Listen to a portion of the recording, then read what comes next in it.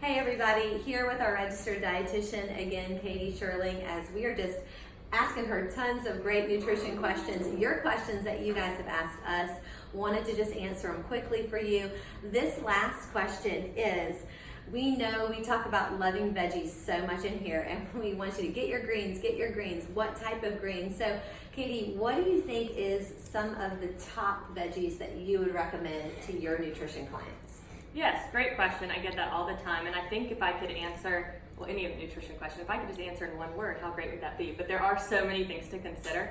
So when I was thinking about this, I was thinking, well, what are the nutrients that the American diet is restricted in or I shouldn't say restricted in, that we're limiting the most or don't have enough of? And so some of the things I thought about were like fiber, calcium, vitamin D, and iron. So those are the four big ones. So I was thinking, okay, we're really trying to pack in the fiber. What are our sources? So Brussels sprouts are a great option, but I know a lot of people don't love Brussels sprouts. Really, any of those cruciferous vegetables like that are going to give you good fiber. Another one that I had kind of forgotten about is artichoke. So it's 10 grams of fiber per artichoke. Now, if you're eating the whole artichoke, that's great.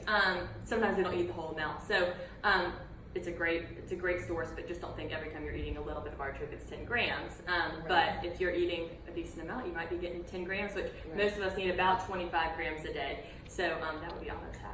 25 grams a day of fiber. And vegetables is a great way to get in fruits fiber. and vegetables, yes. I think that's great. And whole grains. Yes. But, and then for calcium, collard greens are a good one. Of course, fresh is always best, because as soon as we start cooking them, and especially adding a lot of water, a lot of time, time and water are kind of what extract a lot of our nutrients.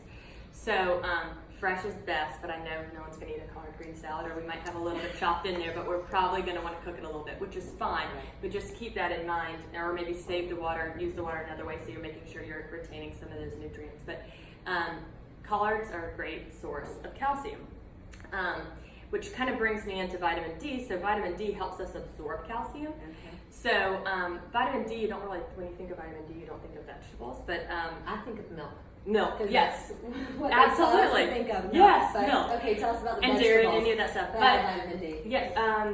So mushrooms. Mushrooms have a lot of vitamin D.